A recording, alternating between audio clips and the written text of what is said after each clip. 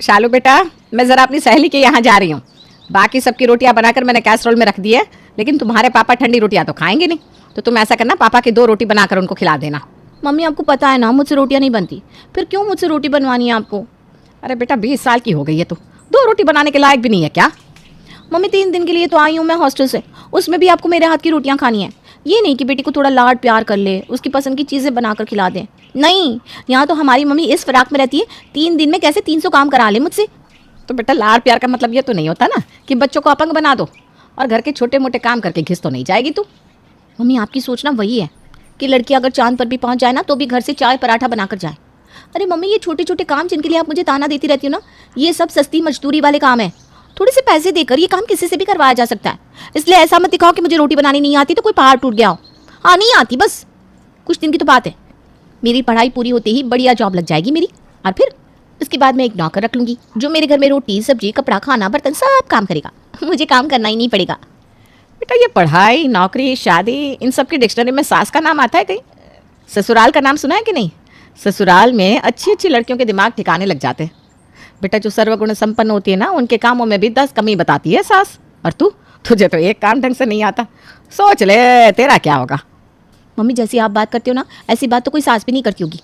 अरे मैं आपकी सगी बेटी हूँ या सौतेली? बेटा, बदनसीबी से तू मेरी ही सगी बेटी है, लेकिन तेरे अंदर ऐसा कोई लक्षण नहीं जिससे कोई ये कह सके कि तू मेरी बेटी है। मुझे देख ले, इतने साल हो गए, खाना बनाने में कोई मेरा हाथ नहीं पकड़ सकता। नमक तेल मिर्च मसाला कभी ऊपर नीचे नहीं हुआ मुझसे। तेरे पापा ऐसे ही उंगलियां चाट चाट कर नहीं खाते मेरे हाथ का खाना।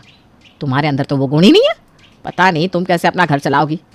अरे मम्मी, मैं पढ़ी लिखी होशियार लड़की हूँ, दुनिया चलाने की काबिलियत रखती हूँ, और यह आपको बस घर की पड़ी हुई है। अच्छा ठीक है, मेरे अंदर नहीं है बहू वाले गुण, तो मैं शादी ही नहीं करूँगी। अब तो ठीक है ना? हाँ हाँ ठीक है, देख लेंगे हम भी। तुम्हारे जैसे बच्चे पहले ऐसा ही कहते हैं और फिर बाद में मेरी शादी करवा दो मेरी शादी करवा दो कहकर आगे पीछे घूमते हैं। समय आने दो, देखा जाएगा। किसी तरह माँ की नज़रों से बचते हुए 3 दिन का समय बिताने के बाद शालू वापस अपने हॉस्टल चली गई थी। 2 साल बाद इंजीनियरिंग पूरी होने पर उसने MBA में एडमिशन ले लिया था। MBA के लास्ट सेमेस्टर में ही कैंपस प्लेसमेंट में उसे एक अच्छी कंपनी में अच्छा जॉब ऑफर हो गया था। बेटा शालू, अब तो तेरी नौकरी लगे भी 2 साल हो गए हैं। मुझे लगता है अब तेरी शादी के लिए लड़का देखना शुरू कर देना चाहिए। माँ के सुझाव पर शालू ने कोई विरोध नहीं जताया, तो शालू की माँ ने अपनी बेटी के लिए बिरादरी में एक अच्छे लड़के की तलाश शुरू कर दी। कुछ ही दिनों में शालू की माँ को विवेक नाम का एक लड़का अपनी बेटी के लिए पसंद आ जाता है। देखिए बहन जी, वैसे तो हमारी शालू बहुत होशियार है। ये जो आप इतने सारे मेडल और ट्रॉफी देख रही है ना, सब इसी के हैं। लेकिन घर के काम। अरे बहन जी, हम समझते हैं, आप घर के कामों की फिक्र मत करिए। हमारे घर में नौकर है, कोई दिक्कत नहीं आएगी। अरे भाई, इतनी गुणी बिटिया है आपकी, फिर चिंता की क्या बात है। समधन की बात सुनकर शालू की माँ काफ़ी निश्चिंत हो गई थी। अरे ये तो बड़प्पन है विवेक की माँ का कि मेरे सच बता देने के बाद भी वो तुझसे रिश्ता जोड़ने को तैयार होगी, वरना मुझे तो हमेशा से यही लगता था कि तू पूरी ज़िंदगी मेरी ही छाती पर मूंग दलेगी। मम्मी, सबकी सोच आपकी तरह नहीं होती। आपके पैमाने के अनुसार तो घर के काम से ही लड़की की अच्छाई और बुराई तय होती है। खैर, शालू की माँ अपूर्वा और शालू कभी इस बात पर एक राय ना हुए थे और शायद होने वाले भी नहीं थे। कुछ ही दिनों में शालू की शादी धूमधाम से विवेक के संग हो जाती है। शादी के बाद देखो बेटा, अब तुम्हारी शादी को पूरे 10 दिन हो गए हैं। मेरे ख्याल से अब तुम्हें रसोई संभाल लेना चाहिए। हैं? रसोई मैं संभालूंगी क्या? बेटा, शादी के बाद तो बहुएं ही रसोई संभालती है ना, इसमें इतनी हैरानी वाली कौन सी बात है? लेकिन आपने तो कहा था ना आपके यहाँ नौकर चाकर है, फिर मुझे खाना बनाने की क्या ज़रूरत है? बेटा, तुम समझने में शायद भूल कर रही हो। मैंने कहा घर के कामों के लिए नौकर है, लेकिन खाना तो नौकरों के हाथ का नहीं खाएंगी ना बेटा। तुम चाहे झाड़ू पोछा बर्तन कपड़ों को हाथ भी ना लगाओ, लेकिन खाना तो तुम्हें अपने हाथ से ही बनाना होगा। चलो जल्दी से जाओ और लंच रेडी कर दो। सास की बात सुनकर अब तो शालू का माथा घूम रहा था। चलो YouTube देखकर खाना बना लेती हूँ, टेक्नोलॉजी का ज़माना है, टेंशन की कोई बात नहीं है। शालू YouTube देखकर सब्जी तो बना लेती है, लेकिन उसे ये नहीं पता था कि रोटी बनाना YouTube देखकर नहीं प्रैक्टिस करने से सीखा जाता है। शालू YouTube की मदद से रोटियां बनाती तो ज़रूर है, लेकिन उसकी रोटियों को गले से नीचे उतारना किसी चुनौती से कम थोड़ी ना था। अरे शालू, तुम इतनी टैलेंटेड हो, ये राज तुमने आज तक छिपा कर रखा था क्या? मतलब मैं कुछ समझी नहीं। अरे ये वर्ल्ड मैप कागज़ पर बनाना कितना मुश्किल है और तुमने रोटी में बना दिया। भाई वाह, टैलेंट तो है मेरी बीबी में। तुम मेरा मजाक बना रहे हो? अरे बाबा, अपनी रोटियां खुद देख लो, हंसी ना आए तो कहना। वो मैंने आज पहली बार बनाई थी ना, इसलिए ऐसी बन गई। मुझे आइडिया नहीं था कि कैसी बनेगी। अरे बेटा, बनाई नहीं पर खाई तो होगी ना। आज से पहले कभी खाई है क्या ऐसी टेढ़ी मेढ़ी मोटी पतली जली हुई रोटी? टेढ़े होने से क्या होता है मम्मी जी, जाना तो सब हमारे पेट में ही है ना, खा लो ना, क्या फ़र्क पड़ता है। लगता है तुम्हारी सास ने तुम्हें बताया नहीं कि मुझे रोटियां बिल्कुल गोल ही चाहिए होती है। अगर ज़रा से भी शेप इधर उधर हो जाए तो मैं वो रोटी खा ही नहीं सकता। और तुमने मुझे ये भारत का नक्शा खाने के लिए दे दिया। ले जाओ अपनी रोटी, आज तो मैं बस सलाद खाकर काम चला लूँगा। अगर तुम चाहती हो कि घर में सभी लोग भरपेट भोजन करें तो रोटी बनाना सीख लो। पूरे परिवार के सामने अपनी किरकिरी करवाने के बाद अब शालू को माँ की कही बातें बहुत याद आ रही थी। ऐसे मैं हार मानने वालों में से नहीं हूँ। ऐसा करती हूँ, ये कटोरी का ढक्कन है ना, इससे गोल रोटियाँ बनाऊंगी। अब अगले ही दिन से वो कटोरी के ढक्कन से काट काट कर रोटियाँ बनाने लगती है। लेकिन पहले रोटी को खूब बड़ा सा बेलना, फिर ढक्कन से राउंड शेप काटना, इस तरह से रोटी बनाने में उसे काफ़ी समय लग रहा था। और फिर भी रोटियों में वो बात तो आ ही नहीं रही थी। रोटी कहीं से पतली रह जाती तो कहीं से मोटी। देखो निर्मला, बहू को ट्रेनिंग देनी है तो खूब दो, लेकिन मेरी 2 रोटियों पर कोई एक्सपेरिमेंट मुझे बर्दाश्त नहीं है। अरे ये कैसी रोटियां बनाई हैं, इतनी सख्त रोटी है कि दांत भी हिम्मत आ रहा है। अरे भाग्यवान 2 रोटी ढंग की नहीं मिलती इस घर में। बहू से नहीं बनती तो तुम ही बना दिया करो। बहू ये बताओ, क्या हमने कभी तुम पर किसी भी काम के लिए दबाव डाला है? तुम नौकरी करती हो, हम समझते हैं, इसलिए तुम्हारे घर आने से पहले ही दाल सब्जी बना कर रखती हूँ। बस एक रोटियाँ बनाने के अलावा ऐसा कौन सा पहाड़ जैसा काम है तुम्हारी ऊपर? क्या अपनी बहू से 2 रोटियों की उम्मीद लगाना भी गलत हो गया? आप मम्मी जी, ऐसा नहीं है कि मैं रोटी बनाना नहीं चाहती, मैं अपनी तरफ से कोशिश कर करके हार गई हूँ, लेकिन ये रोटियाँ मुझसे बनी नहीं पाती। मम्मी जी, कोई मेड रख लो ना खाना बनाने के लिए, उसके पैसे मैं दे दिया करूँगी। बेटा, जितना दिमाग काम से बचने में लगाती है ना तू, उसका आधा भी रोटी बनाने में लगाती तो अब तक सीख चुकी होती। बेटा, मैंने पहले भी कहा है और आज फिर से कह रही हूँ, मैं अपने चौके में नौकरों से हाथ नहीं लगवाती। सास की जाने के बाद, अरे यार क्या मुसीबत है ये रोटी रोटी रोटी। चलो रोटी मैं बना तो रही हूँ, उस पर भी गोल रोटी चाहिए, ऊपर से मुलायम भी। मैंने मम्मी की रोटियों को कुछ ज़्यादा ही अंडर एस्टिमेट कर लिया। मम्मी ठीक कहती थी, मुझे समय से रोटी बनाना सीख लेना चाहिए था। इन रोटियों की वजह से रोज़ रोज़ ससुराल में मेरी इज्जत का कबाड़ा हो जाता है। शालू इंटरनेट पर गोल रोटियां बनाने की ट्रिक ढूंढ रही थी कि उसकी नज़र एक रोटी मेकर के ऐड पर जाती है। अरे बाजार में तो रोटी बनाने के लिए रोटी मेकर अवेलेबल है, और मैं इन गोल रोटियों के लिए घर में रोज़ सबसे 10 बातें सुन रही हूँ। बस मिल गया सॉल्यूशन, मिल गया। आज ही रोटी मेकर खरीद कर ले आती हूँ मैं। उसी दिन शालू बाजार जाकर एक रोटी मेकर खरीद कर लाती है। अरे यार, इस रोटी मेकर में भी ढंग की रोटियां नहीं बन रही है। ये कैसी कच्ची पक्की सी रोटियां बनकर तैयार हो रही है इसमें। मेरे ससुराल वाले तो कभी ऐसी रोटियां नहीं खाने वाले, और रखने के बाद तो इतनी सख्त हो गई है कि मुझसे ही नहीं खाई जा रही है। पता नहीं कब मुझे गोल गोल रोटी बनानी आएगी। आइडिया, अगर मुझे बस गोल रोटियां बेलने में ही दिक्कत है तो ऐसा करती हूँ, इस रोटी मेकर से दबा दबा कर गोल गोल रोटियां बेल लेती हूँ और फिर उसको अपने ही तवे पर सेक कर सबको खिलाऊंगी। बाकी लोग भी खुश हो जाएंगे और मेरा ये गोल रोटी बेलने का झंझट भी खत्म हो जाएगा। बस उस दिन के बाद से तो जैसे शालू को जादू की छड़ी मिल गई थी। अब वो रोटी मेकर का इस्तेमाल सिर्फ रोटी को गोल बेलने के लिए करती थी, और उसके बाद रोटियों को अच्छी तरह से सेकने के लिए वो अपने ही तवे का इस्तेमाल करती और सबको गोल गोल नरम रोटियां बनाकर खिलाती। तो दोस्तों, इस तरह शालू की परेशानी तो खत्म हो गई। लेकिन क्या आपको भी शादी के बाद गोल गोल रोटियां बनाने में दिक्कत हुई थी? अपने एक्सपीरियंस हमें कमेंट बॉक्स में जरूर बताइएगा। राजनाथ अपने बेटे मुकुंद के मुंह पर जोरदार तेज रफ्तार से तकिया फेंकते हैं। पापा, ये क्या बचपना है? बच्चों की तरह कुशन फाइट खेलना चाहते हो क्या? नालायक, बेशरम, बैल बुद्धि। अरे इतना बड़ा गधा हो गया है, फिर भी कोई काम नहीं करता।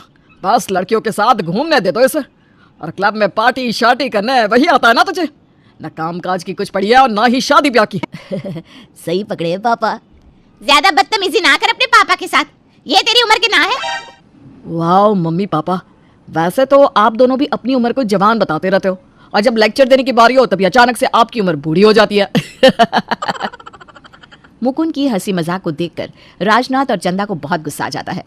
राजनाथ मुकुंद को एक जोरदार थप्पड़ मारता है, जिससे हंस रहा मुकुंद सीधे सोफे पर जा गिरता है। पापा, ये इतना जोरदार थप्पड़ क्यों क्यों क्यों? अरे निगौड़े कलमुहे, तेरी उम्र के बाकी लोगों की शादियां हो रही है और तू यहाँ पर बैठकर उबासियां दे रहा है। बस बहुत हुआ तेरा नाटक।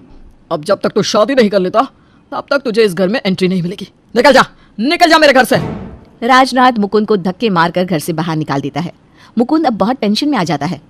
क्या यार, ये पापा बिना अब मैं किससे शादी करूं यार?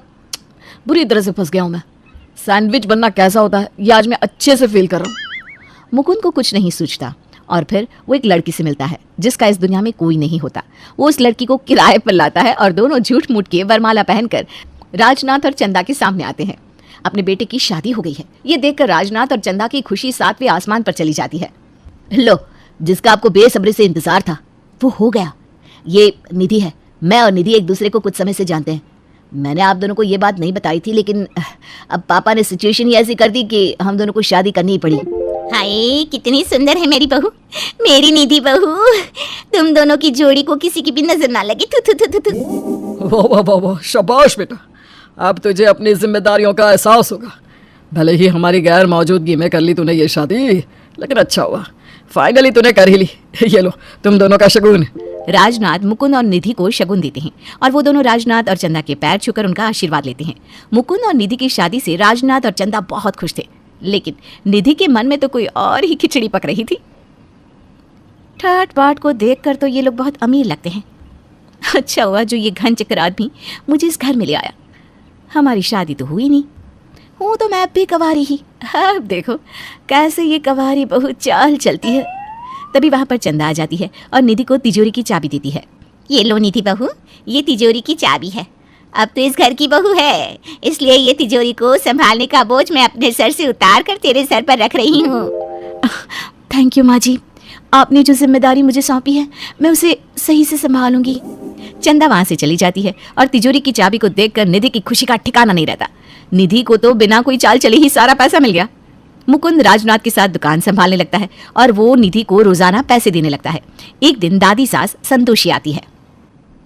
जग जग जिया मुकुंद लल्ला निधि बहू, चलो अपनी पोता बहू को देखने का सुख आखिरकार मिल ही गया इस बुढ़िया को। ये लो निधि बहू, ये जेवर है, शगन के तौर पर रख लो। बहुत खूबसूरत लगोगी तुम इन्हें पहन कर। संतोषी निधि को एक नहीं बल्कि 4 ज्वेलरी सेट्स देती हैं और निधि उन्हें देखकर मन में कहती है, ओ लला, मेरी तो लॉटरी ही लग गई। थैंक यू दादी जी, ये जेवर नहीं, आपका आशीर्वाद है, आपका प्यार है, मैं इन्हें हमेशा सहज कर रखूंगी। अरे बहू, सिर्फ सहज कर शोपीस की तरह मत रखना, इन्हें पहनना भी। जी पापा जी। घर वाले निधि को बहुत प्यार करने लगते हैं। ये ले निधि बहू, तो उस दिन कह रही थी ना कि तुझे बेसन की बर्फी बहुत पसंद है। मैंने तेरे लिए अपने हाथों से बनाई है, ले चख कर बता कि कैसी है। ओ मम्मी जी, सच में आप मेरी सास नहीं माँ हो, वरना इतना कोई नहीं करता किसी के भी लिए। आई लव यू माँ जी। निधि बहू, अब आराम से खाओ और फिर थोड़ा सो जाओ। सुबह से उठी हो तुम, लगातार नॉन स्टॉप काम कर रही हो। थैंक यू पापा जी, रियली दुनिया की बेस्ट सास ससुर का अवार्ड तो आप दोनों को ही मिलना चाहिए। अब हुआ यूं कि घर वालों के इस प्यार से निधि का लालची मन अब एक अच्छे और नेक मन में बदलने लगता है। मुकुंद निधि को कैंडल लाइट डिनर के लिए ले जाता है, थिएटर में, शॉपिंग मॉल में, और तो और वो दोनों शिमला में भी हनीमून को जाते हैं। वहाँ पर अलाव के सामने साथ में बैठकर, हाँ पापा, अभी हमने डिनर किया है और होटल के गार्डन में अलाव के सामने बैठे हैं। बहुत कड़ाके की ठंड पड़ी है यहाँ। जी, गुड नाइट। आप भी माँ, दादी और अपना ख्याल रखिएगा। मुकुंद फोन कॉल कट किए बिना ही साइड में रख देता है और निधि से बातें करने लगता है। निधि, तुम्हें मैं लाया तो था किराए की बीवी बनाकर, और हमारी शादी नहीं हुई है, ये सब एक झूठ है, ये भी मैं मानता हूँ। लेकिन पता नहीं कैसे ये झूठे प्यार का नाटक करते करते मुझे सच में तुमसे प्यार हो गया है। पागल हो रहा हूँ मैं तुम्हारे पीछे, जोग लग गया है मुझे तुम्हारे प्यार का। I love you Nidhi. I love you too Mukund. मैंने भी नहीं सोचा था कि इस नाटक का ये खूबसूरत अंजाम होगा। हमारी शादी हुई तो नहीं, लेकिन फिर भी तुम मेरा एक अच्छे पति की तरह इतना ख्याल रखते हो। सब मेरी इतनी देखरेख करते हैं। मेरा इस दुनिया में कोई नहीं है, लेकिन अब ऐसा लगता है कि मुझे मेरी दुनिया मिल गई है, मेरी मंजिल मिल गई है। मुकुंद और निधि दोनों भी एक दूसरे के गले लगते हैं और फिर वो दोनों बर्फीली पहाड़ी पर जाकर बहुत घूमते हैं, एक दूसरे पर बर्फ के गोले फेंकते हैं, नाव की सवारी करते हैं, मंदिर में जाते हैं और काफ़ी सारे प्यार भरे लम्हे गुजारते हैं, जिससे उनका रिश्ता और भी पक्का, गहरा और खूबसूरत हो जाता है। जब वो हनीमून से घर लौटते हैं तब राजनाथ, चंदा और संतोषी उन तीनों को गुस्सैल आंखों से देख रहे थे। क्या हुआ? आप सब हमें इस तरह क्यों देख रहे हैं? कुछ हुआ है क्या? दादी, आपने जो कहा था मैं सब लाया हूँ शिमला से। माँ जी, कोई भूल चूक हो गई है क्या हमसे? बताइए ना। मूर्ख लड़के, निकल जा इस घर से।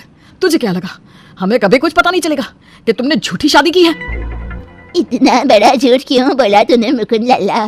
ये तूने सही नहीं किया बेटा। कल रात को जब तुम्हारे पापा ने तुम्हें कॉल किया था तब तुम कॉल कट करना भूल गए थे और तुम्हारी और निधि बहू की सारी बातें हमने सुन ली। मुकुंद और निधि दोनों भी शर्म से गर्दन नीचे झुका लेते हैं और बहुत उदास हो जाते हैं। निकल जा नालायक, क्योंकि जब तू बाहर जाएगा तभी ही तो पंडित जी को लाएगा ना। राजनाथ के इतना कहते ही चंदा और संतोषी दादी मुस्कुराते हैं और मुकुंद और निधि भी भावुक होकर मुस्कुराते हैं। थैंक यू पापा, thank you so so so much. Thank you पापा। कल मैंने तुम दोनों की झूठी शादी के सच के साथ साथ तुम्हारे प्यार के रिश्ते के बारे में भी सुना और वहीं पर हम तीनों पिघल गए। खुश रहो बच्चों, शादी की मिठाइयाँ बनाना शुरू कर दो चंदा। इस तरह मुकुंद और निधि की धूमधाम से शादी होती है और पूरा परिवार खुशी से साथ